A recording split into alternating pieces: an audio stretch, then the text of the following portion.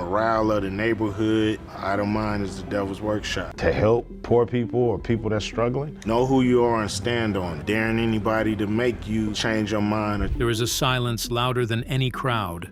The silence of someone sitting alone on a sidewalk, watching the world rush past, wondering if it will stop long enough to save their life.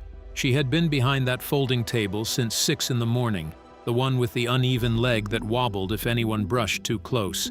She laid her paintings out one by one, careful not to smudge them, careful not to let her hands shake. She wrote the sign herself, pressing hard so the letters wouldn't blur. Original artwork, helping pay for medical treatment. No explanation, no dramatic story, just the truth, stripped to its bones. Stay with me, because who walks past this table on one very specific afternoon is something nobody, including this young woman, could have predicted. And when you find out, it will stay with you. But first, let me take you back to where this story really begins. Not on the sidewalk, not at the table, but in a quiet bedroom, the night before any of this existed. The night everything changed. Her name was Maya. She was 23 years old, and 3 months ago, a doctor had sat across from her in a clean white room and said words that rearranged every plan she had ever made for her future. Lymphoma, stage 2, treatable, but not without a fight, and not without money. Chemotherapy is brutal. Most people know that in a general sense. They have heard the word, seen the movie scenes, absorbed the cultural shorthand. But living inside it is something else entirely. It is losing your hair in the shower and finding it too exhausting to cry about. It is the nausea that arrives at 2 in the morning and does not leave. It is the way your body, the one you have lived in your whole life, begins to feel like a foreign country where you no longer speak the language. Maya had handled all of that. What she had not figured out how to handle was the sound of her parents whispering in the kitchen. That night, the night before the table existed, she lay in her childhood bedroom and listened. She was 23 and she had moved back home because there was nowhere else to go. And through the thin wall she could hear her mother and father talking in voices they thought she couldn't hear. "We can borrow," her father said. "We'll find a way." "From who?" her mother asked, and then there was silence. Maya pressed her face into her pillow. She bit down on the fabric. She did not want them to hear her. Here is the thing you need to understand about Maya. She was not the kind of person who needed to be rescued. She had been drawing since she was 4 years old, painting since she was 9, selling her work at local markets since she was 17. Art was not just something she did. It was how she processed the world, how she took impossible things and made them visible, gave them edges, gave them somewhere to live on a canvas where they couldn't hurt anyone.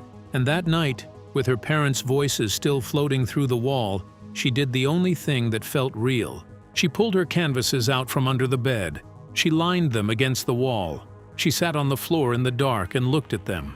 There were 11 pieces. Some were small, the size of a dinner plate. Some were larger, painted on stretched canvas she had bought when she still had money and a future that looked uncomplicated. Each one was quiet.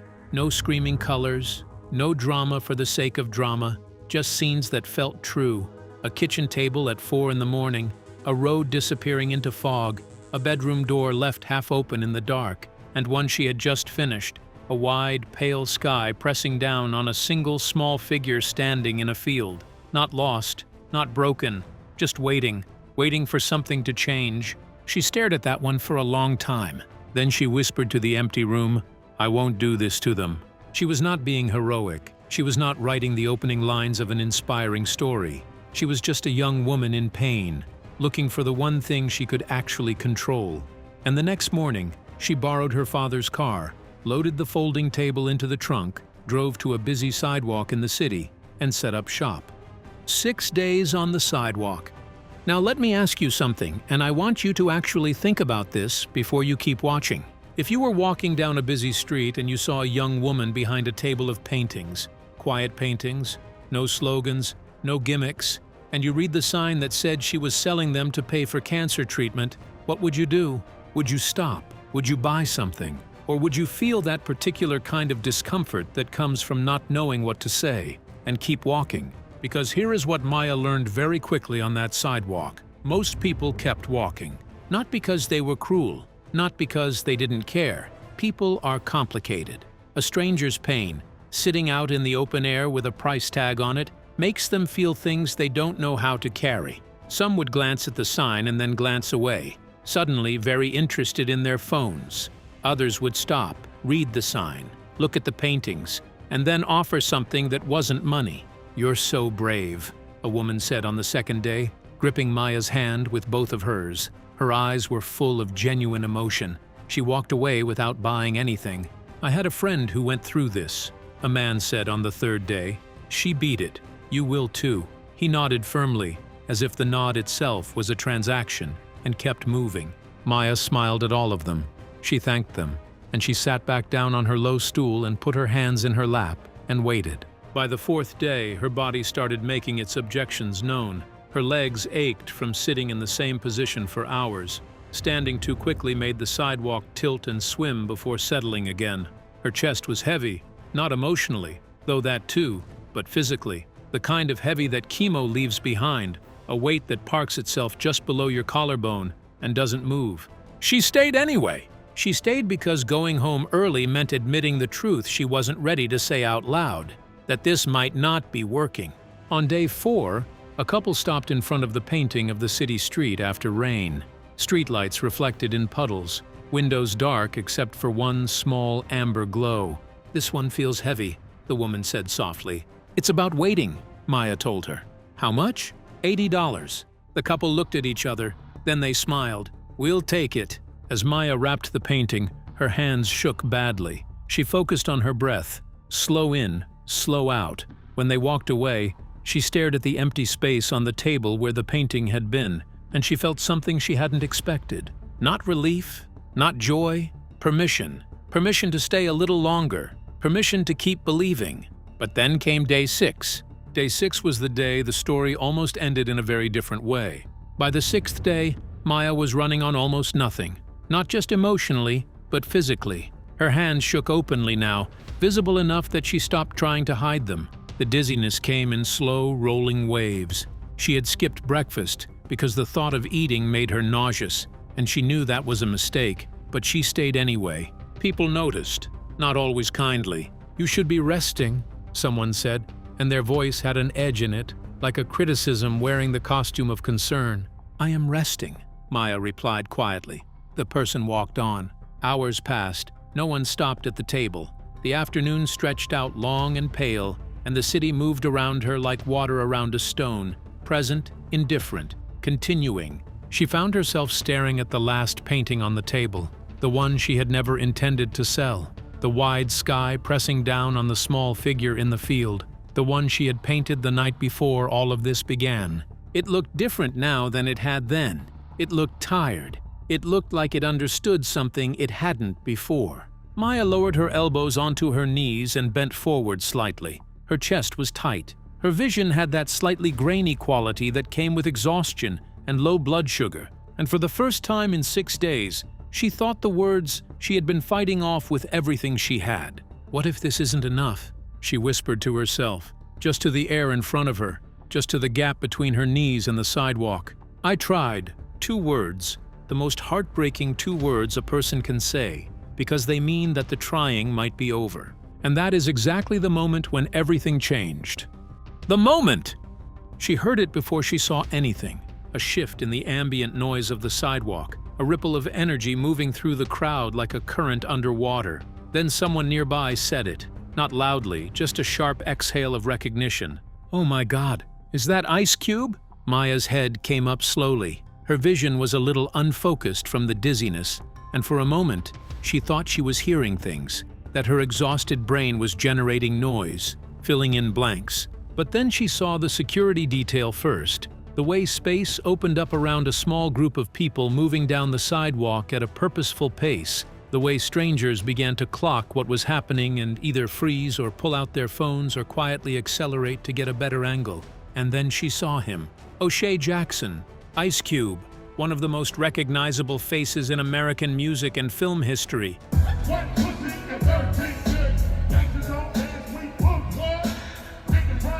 Moving through an ordinary city sidewalk on what had presumably been an ordinary afternoon, Maya's stomach dropped completely.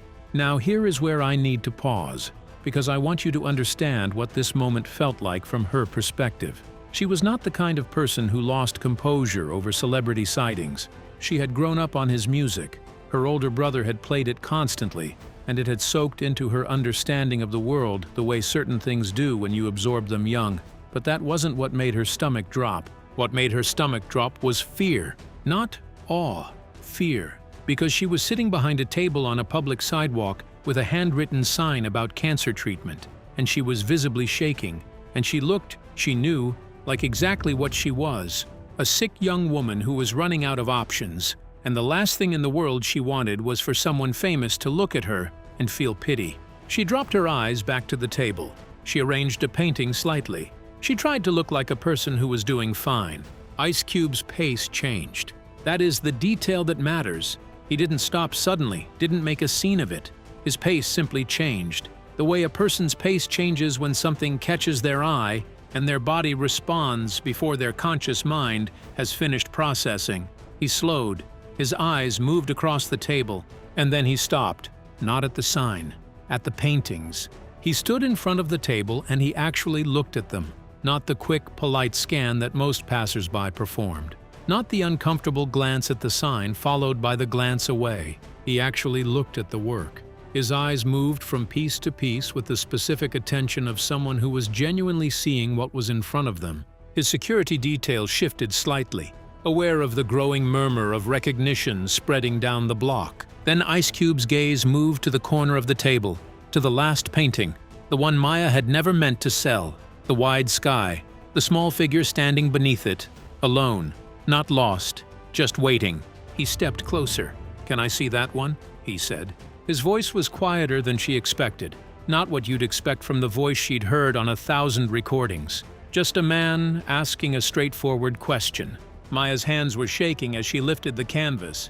She was aware of it, and there was nothing she could do about it. She handed it across the table. Ice Cube held it, turning it slightly in the light, looking at the paint strokes. And they were rough up close, more personal than polished. The kind of rough that comes from painting something at 2 in the morning when you need to say something true and you don't have time to make it pretty. "You painted this recently," he said. It wasn't a question. "Last week," Maya said. He nodded slowly, still looking at the canvas. Then he looked at her, directly at her, the way people rarely do on sidewalks, without the quick glance away, without the social performance of looking. "How much?" he asked. Maya hesitated. She had priced her pieces carefully, modestly, worried that too high a price would scare people off, that she needed the sales more than she needed fairness. She almost said a number that was too low. Then she said the real number, $250. Ice Cube reached for his wallet without any pause, without any negotiation, without any of the theatrical weighing up that often happens at art stands even when people intend to buy. He handed money to his assistant, who handled the transaction professionally. But here is the part of this story that matters most. Here is the part that Maya would remember long after everything else had blurred together. As his assistant was handling the wrapping, Ice Cube leaned forward slightly across the table. He lowered his voice, not for drama, but so that what he was about to say was between the two of them and not a performance for the gathering crowd.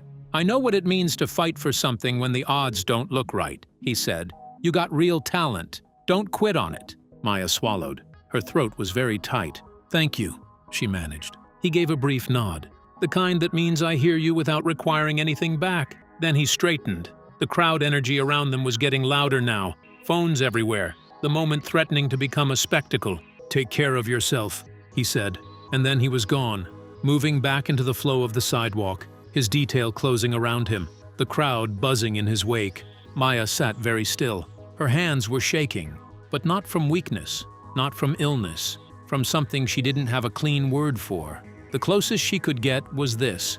She had been about to give up. She had been 2 words into giving up, and then something had happened that had nothing to do with probability or logic or the way things normally go. She sat with the empty space on the table where the painting had been, and she breathed, and she stayed. What happened next? The next morning, Maya's phone rang. She almost didn't answer it. Unknown number.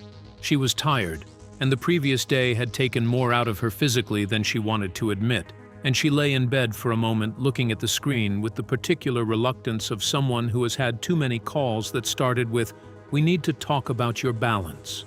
She answered. It was not a journalist. It was not a fan trying to get information. It was a representative from a medical foundation, organized, professional, kind. They asked her to confirm some information, her name, her treatment center, the details of her diagnosis. She answered all their questions in a voice that she tried to keep steady. The representative explained that her full course of treatment, chemotherapy, follow-up care, all of it would be covered in full, immediately. Chemotherapy, currently there is a shortage of certain drugs, how it's affecting a patient right here in Milwaukee. Maya sat down on the edge of her bed. Her legs had stopped working in a voluntary way and sitting was the only option. She put her hand over her mouth. She sat there for a moment that she would later describe as the loudest silence of her life. Then her mother appeared in the doorway, because mothers always appear in doorways at these moments, as if they sense the seismic shift before they're told about it. Maya looked at her. She didn't say anything for a second. Then she said, "We're okay." Her mother asked what she meant. Maya told her. Her mother did not cry loudly. She cried the way people cry when something heavy has been sitting on them for so long that they'd stopped noticing its weight, and then someone lifts it, and the absence of the pressure is its own kind of pain. "I didn't know how we were going to save you," her mother said. Maya reached for her hand. "You don't have to." The return. A week later, Maya walked into the hospital. Same hallway, same particular smell that hospitals have. That combination of antiseptic and recycled air that she had learned to associate with the very specific feeling of being a patient. But her steps were different. She walked to the billing department and said 4 words. "We're taken care of." The woman at the desk looked up. Maya smiled. It was a real one. Chemo was still brutal. "She needs you to know that. This is not a story where a single miraculous moment made the hard things easy. Some days she couldn't paint. Some days exhaustion won completely, sat on her chest like a stone, and all she could do was lie still and wait for it to shift. Some days the nausea came back and the hair in the drain and the way her body felt like borrowed clothes that didn't quite fit. But some days she forgot to be afraid, and she painted.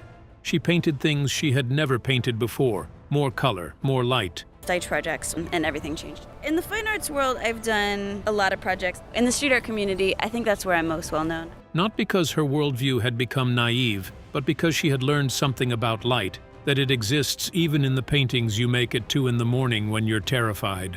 That it was always there. She had just been painting around it. One afternoon, weeks into treatment, she went back to the sidewalk, not to sell. She brought a sketchbook and a pencil and she sat in almost the same spot where the folding table had been, and she drew.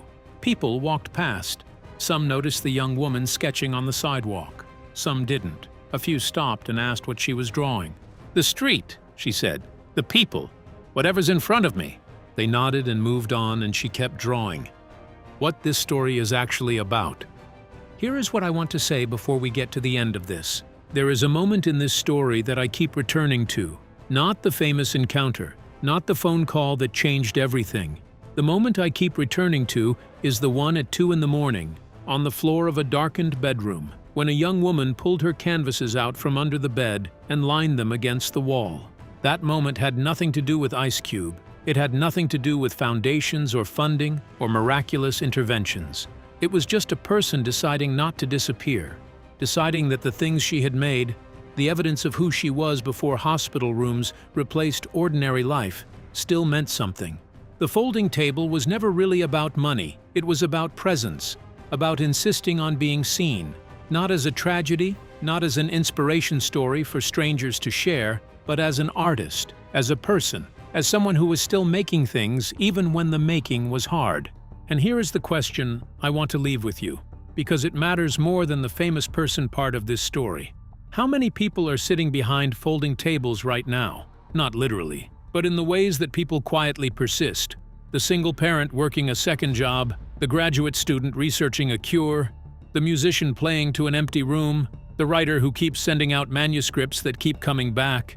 What would it mean to actually stop? Not to smile politely and keep walking, not to say, "You're so brave," and move on, but to actually stop and look at what someone has made and take it seriously. The aftermath and Maya's message. In the months that followed, something unexpected happened. A photo from that afternoon on the sidewalk circulated quietly online. Someone had captured the moment from a distance. Ice Cube standing at the table, Maya holding the painting, the two of them in conversation while the city moved around them. The photo wasn't dramatic. It didn't look like a movie still. It looked like two people talking, but something about it resonated. Comments accumulated. People shared it with captions that were, for once on the internet, mostly kind. Other artists, young ones, struggling ones, sick ones, broke ones, wrote about their own tables, their own signs, their own mornings of sitting behind a folding table wondering if anyone would stop. Maya saw all of it. She read the comments carefully, the way she read everything, with attention, with the specific interest of someone who believes that other people's experiences are worth taking seriously. She made one post in response, short, like her sign had been. She wrote, "The table was always about something bigger than money. It was about not disappearing. If you're still showing up, even when it's hard, even when nobody stops, even when your hands are shaking, that counts. That really counts." It went quietly viral in the way that true things sometimes do. She didn't give interviews. She didn't turn her story into a brand. She went back to treatment, back to the work of getting well, back to her canvases. But she kept painting, even on the days when it was hard, especially on the days when it was hard. An elusive street artist realized he was actually selling his work for, $60 a pop on the streets of New York City. So what do we take from this? Here's what I think, and then I want to hear what you think. We tell a certain kind of story over and over. The story where a famous person or a viral moment or a single stroke of luck swoops in and saves the day. And sometimes that story is true. Sometimes the tables do turn, and they turn fast, and it is genuinely extraordinary. But the part of this story that I think deserves more of our attention is not the extraordinary part. It is the part where a 23-year-old woman, sick and scared and exhausted, dragged a folding table to a sidewalk and sat down behind it and stayed. For 6 days, she stayed. She stayed when people walked past without stopping. She stayed when someone told her she should be resting. She stayed when her hands shook and the sidewalk tilted and her chest was heavy. She stayed when she had already whispered the words that should have ended it, "I tried," and something in her kept the table open for 5 more minutes. That is not a story about luck.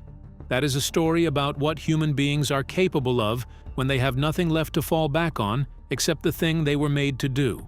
She was made to paint, and she painted, even when it hurt, even when it didn't seem like it was working, even when she was 2 words into giving up. The sky in that painting, the wide, pale, pressing sky above the small figure in the field, was not a sky of despair. It was a sky of waiting, and the figure beneath it was not lost.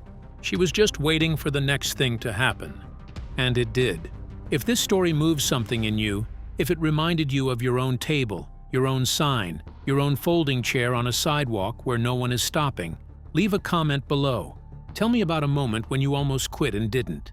Tell me about the person who stopped when everyone else walked on. And if you know someone who needs to hear this story today, share it with them. Not because it promises that everything will work out. It doesn't promise that. But because showing up matters, staying matters, and the paintings you make in the dark, in the quiet, when no one is watching, those are the ones that tell the truth. Subscribe if you want more stories like this, and take care of yourself. That's all.